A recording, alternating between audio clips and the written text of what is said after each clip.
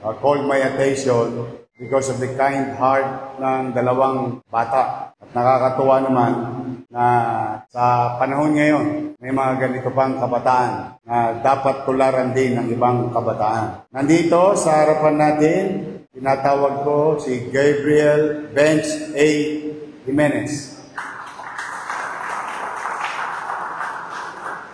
University of East, grade 9. Kasama ang kanyang magulang, si Jamila Albino.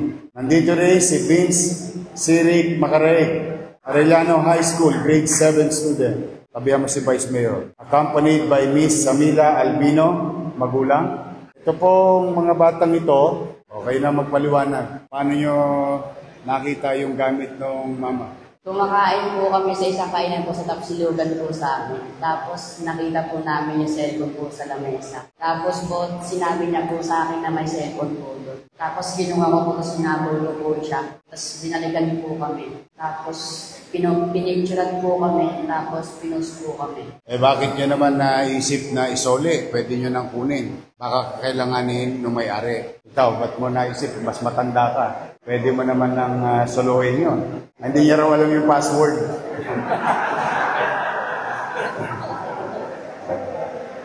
Pero ano nasa isipan mo no babalik talaga. Maswerte ka, may mabuti kang magulang na napalaki ka ng maayos. And I think your school is proud of you.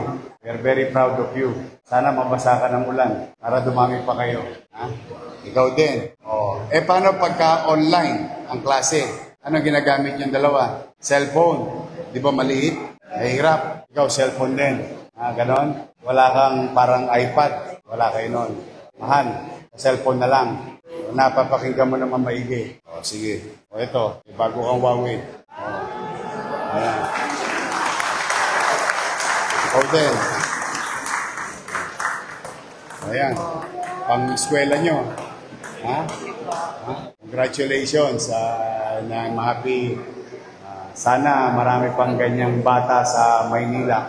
Alright mga kababayan, good news muna tayo, no. Ito nga po yung katatapos lamang po na live ni Mayor Isko ngayong Lunes. Ito po yung nangyaring flag raising ceremony sa loob po ng Manila City Hall, no. At ngayong araw nga po na to ay suspended po yung mga klase dahil nga po sa masamang panahon.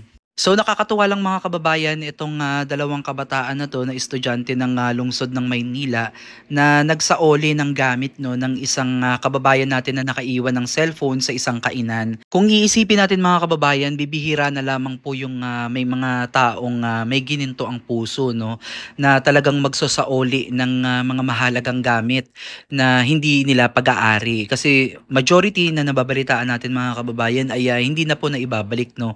So bilang lang talaga sa ating mga kamay, sa ating mga daliri, yung mga ganitong tao. Kaya nga sabi nga ni Mayor Isko dito ay sana mabasa sila ng ulan at sila ay pamarisan pa ng iba, lalo na yung mga kabataan no, na madalas nakaka-encounter din ng ganito. So isa sa mga magandang halimbawa dito mga kababayan, itong nga pong pagpapalaki ng kanilang mga magulang no, dahil tinuruan po sila ng tama. At ito po ay nadadala talaga ng ating mga anak sa kanilang pagtanda na talagang kapag ka hindi mo pag-aari ay hindi mo dapat yan pinag-iinteresan. At syempre dun sa part ng magulang mga kababayan, talagang nakakakilig talaga to. Kumbaga nakakataba ng puso itong ginawa ng kanilang mga anak. At dahil nga sa kabutihang loob na ginawa ng kanilang anak ay syempre yung feedback din ay patungkol din po sa mga magulang. Kasi nga po sila po ay talagang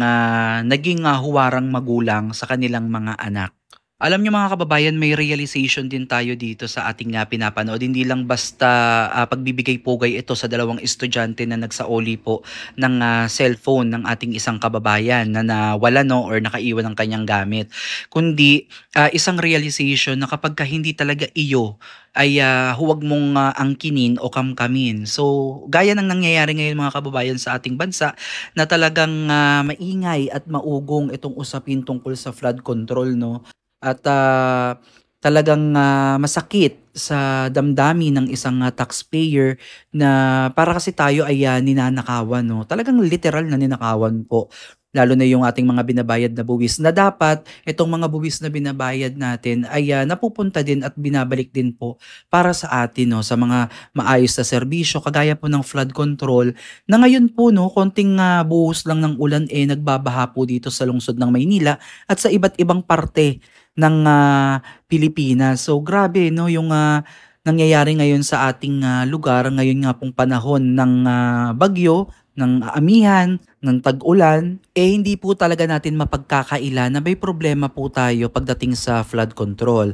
At sa katunayan nga mga kababayan, ngayong araw po na to ay nagkakaroon po, merong sesyon sa Senado kung saan tinatalakay po itong tungkol sa flood control at ilan sa mga kontraktor ay naimbitahan nga po, no, at talagang sila ay ginigisa ngayon sa mga tanong ng ating mga senador na ano ang ginawa o ano yung mga nangyari dito po sa mga kontraktor na to kung bakit nagkaganito po, no, yung flood control natin dito sa lungsod ng Maynila dahil isa nga po sa nakikita nila dyan is yung mga kontraktor at yung pakikialam nga daw po ng ilang mga congressman. So hindi naman natin nilalahat yung mga congressman pero meron talagang mga congressman na maaaring nasa likod nito, no. Kumbaga sila talaga yung mga big fish behind those flood control at hindi naman yan nanggaling mismo sa akin at yan ay nanggaling lang din sa ibang mga talagang source, hindi lang isa, no, napakarami po ng nagsasabi niyan at talagang pinag-uusapan po yan sa social media, sa mainstream media na talagang nakakawindang mga kababayan yung nangyayari ngayon sa ating bansa. So malalaman po natin dito po sa lungsod ng Maynila nga is 14 billion po yung allocation na budget according po yan kay Mayor Isko, no. So ito lang yung mga nakikita nating mga ilang bagay na maihahalin tulad po natin dito sa ginawang pagbibigay pugay ni Mayor Isko sa mga estudyante na kung saan itong mga estudyante ay dapat talaga pamarisan, no, na kapag hindi mo pag-aari ang isang bagay ay wag mong pag-interesan, wag mong kamkamin dahil hindi magandang tignan, no, at iba ang epekto nito mga kababayan sa ating image, no? Wag dating sirain yung ating pagkatao ng dahil lang sa maliit na halaga. In this case naman kasi mga kababayan, billion-billion naman yung pinag-uusapan. Kaya ibang usapan, ibang level naman to. Pero pagdating po dun sa pagiging honest o yung integrity, kailangan hindi po nawawala sa ating buhay bilang isang Pilipino, bilang isang tao. Kailangan tayo ay may integridad, honest tayo sa ating mga ginagawa. At dahil natuwa nga po si Mayor Isko dito sa dalawang estudyante ay binigyan niya po ito ng bagong tablet, no, na maaari naman pong magamit nitong dalawang estudyante sa kanilang online class kapag wala pong pasok kagaya po ngayong araw na to na suspended po yung klase dahil sa inaasahang sama ng panahon.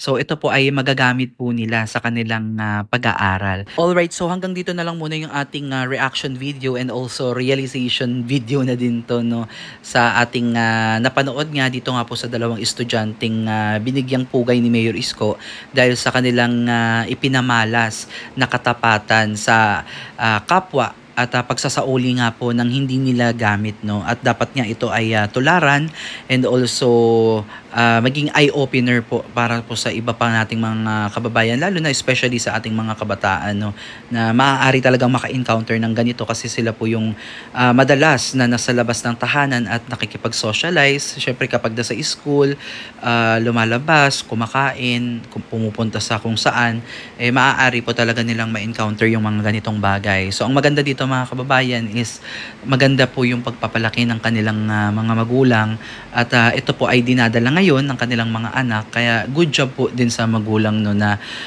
sila po ay naging huwarang magulang sa kanilang mga anak. So comment down below mga kababayan kung kayo may mga komento at kung ano yung suggestion ninyo or may mga insights ba kayo about dito. So comment down below at ating talakayin po yan sa susunod nating update. Maraming salamat po mga kababayan at God bless po sa inyong lahat.